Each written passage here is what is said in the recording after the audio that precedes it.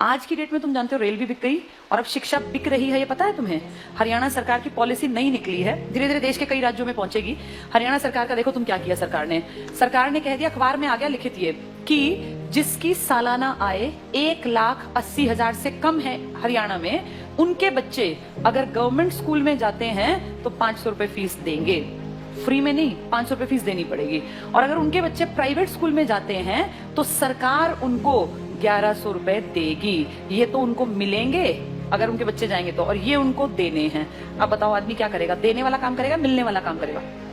भाई आदमी का बच्चा अगर गवर्नमेंट में जाता है तो पैसे देगा और प्राइवेट में जाएगा तो सरकार देगी। बताओ आदमी क्या करेगा? प्राइवेट भेजेगा। अपने घर से 500 क्यों लगाएगा? एक तो सरकारी, एक तो प्राइवेट। तो आम जो ये गरीब आदमी अपने बच्चे को कहाँ भेजेगा? ये देखो कितनी अच्छी चाल है, अगर तुम्हें समझ में आया तो। ये चल रही है सरकार।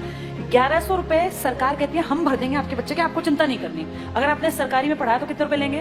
500। तो आदमी सोचेगा 2 बच्चे हैं, क्यों 1000 रुपए फूकूं, इससे बढ़िया प्राइवेट भेजूं, सरकार देगी मेरे बच्चे के पैसे, देगी भी सरकार।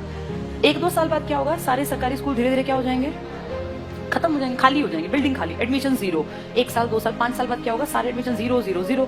फिर सरकार दिखाएगी बजट में कि तुम घाटे का नुकसान का सौदा है, सरकारी स्कूल बंद पड़े हैं जी, बिना बात इन टीचर्स को हम इतनी सैलरी दे रहे हैं, चपड़ासी रखे हुए हैं, हेडमास्टर है, कोई बेल बजाने वाला है, बच्चा तो कोई आता नहीं। तो कहेंगे काम करो, इसको बेचो, इस प्रॉपर्टी को बेचना स्टार्ट करो। सरकारी प्रॉपर्टी है, हर गांव में सरकारी स्कूल है। आप सोचो कितने स्कूल होंगे भारत में। धीरे धीरे करके अगले आने वाले 5 से 7 साल का भारत ऐसा बता रही हूँ मैं, जो होगा देखना तुम्हारे सामने।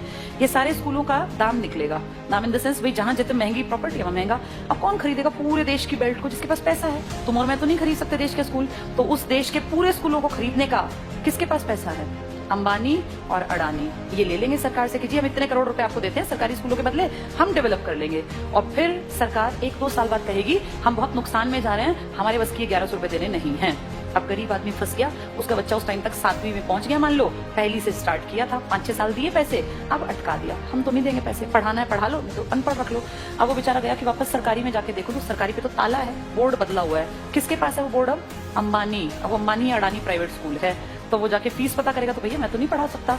वहां से भी गया और वहां की औकात नहीं है, दोनों गए। आने वाले समय में आदमी वो पढ़ा पाएगा जिसके पास बहुत ज्यादा पैसा होगा। देखते देखते तुम्हारी सारी सुविधाएं सरकार से छीन छीन के किसके पास पहुंचाई जा रही हैं? प्राइवेट। बस तुम्हें समझ में लेट आएगा, जब तक समझ में आएगा फिर चीख चिल्ला लेना, फिर थोड़ी ना कुछ होगा। सरकार वापस थोड़ी ना लेती है किसी भी चीज को, दे दी सो दे दी। मैं तुम्हें अपना एग्जाम्पल देती हूँ। जब मैं जॉब में आई थी ना, उस टाइम पर हमारा पहला बैच था जिनकी पेंशन बंद की गई थी। मैं उसकी खुद, जैसे ही मान लो लाइव तुम्हारे सामने एग्जांपल हूं, जिनकी सबसे पहली पेंशन बंद हुई वो हमारा बैच था। हमें समझ नहीं आया कि सरकार ने क्या किया, क्योंकि उस टाइम हमारी उम्र थी 20-21 साल। 20-21 साल के बच्चे को थोड़ी ना पेंशन की कीमत पता है। लेकिन अब जब उम्र बढ़ रही है तो समझ में आ रहा है सरकार ने सब कुछ खत्म कर दिया बुढ़ापे का। तुम्हारे माँ बाप अगर किसी के गवर्नमेंट जॉब में थे और अगर वो रिटायर्ड हैं तो तुम्हें इसकी कीमत पता होगी। पता है इसकी कीमत क्या है? किसी के सामने आखिरी सांस तक हाथ नहीं फैलाना पड़ता। ये है पेंशन की कीमत। आपका बेटा निकम्मा निकले, नालायक निकले, बेटी आपके लिए कुछ ना करे, आपको चिंता ही नहीं। आपकी पेंशन आती है, 5-7 हजार रुपए में झाड़ू पोछा कपड़े बर्तन धोने वाली मिल जाती है। कोई भी एक मेड रख लो, 5-10 हजार की खाने वाली। बुढ़ापे में पैसा बचा के करोगे क्या? अगर तुम्हें सरकार से 35 हजार भी मिलते हैं तो तुम अपने ऊपर खर्च करो ना, क्यों किसी के सहारे बैठे रहना? और जिनके पास पैसे होते हैं ना, बुढ़ापे में वो प्यारे भी लगते हैं सबको। जिसके पास पैसा नहीं है ना, वो बोझ लगता है। फैक्ट है। तुम्हें अपना चश्मा बनवाना है, तुम्हें क्यों बेटा मेरा चश्मा, क्या जरूरत है बेटे की? तुम्हारे पास पैसे हैं, जाओ मार्केट, अपना घूमते फिरते जाओ, अपना टहलते हुए चश्मा बनवा लाओ। ये कीमत बुढ़ापे में जाके अकल आती है। हमारे बैच ने कुछ नहीं किया, मुझे भी समझ नहीं थी, अकल ही नहीं थी। लेकिन अब जब एज बढ़ रही है ना और हम देख रहे हैं दुनिया को, तब समझ में आ रहा है कि सबसे कीमती चीज इंसान के पास बुढ़ापे में पेंशन होती है। मेरे खुद के फादर पेंशनर हैं, तो हमें दिखता है कि पेंशन की जो वैल्यू है ना वो किसी चीज की नहीं है। इतना रखा पैसा आप यूज नहीं कर पाते। महीने के जब वो 30 हजार आते हैं ना, तो आपको लगता है यार मैं तो जब तक जीऊंगा आखिरी सांस तक ये तो आने ही आने हैं, और ये बढ़नी आप फ्री होकर काम करते हैं। लेकिन ये अकल उनको थी जो पेंशन यूज कर रहे थे या बुढ़े थे। पेंशन रोकी किसकी गई? जवानों की, जिनको अकल नहीं थी। हमें थोड़ी ना अकल थी 20-21 साल में कि पेंशन बंद करने से किसी ने कुछ कहा ही नहीं। सरकार ने सीधे कह दिया अब के बाद आगे जो बच्चे आएंगे नौकरियों में उनको पेंशन नहीं मिलेगी। अगर हमें अकल होती, सारे देश के लोग आवाज उठाते तो ना बंद होती पेंशन। अगर सब भाई किसानों ने क्या किया, इकट्ठे हुए तो क्या कृषि कानून वापस नहीं हुए ना? तो अकल हो तो आदमी उस टाइम पे सही डिसीजन ले ले। पर आज अब तुम कितनी कोशिश कर लो, क्या सरकार पेंशन बहाल कर देगी? नहीं करेगी।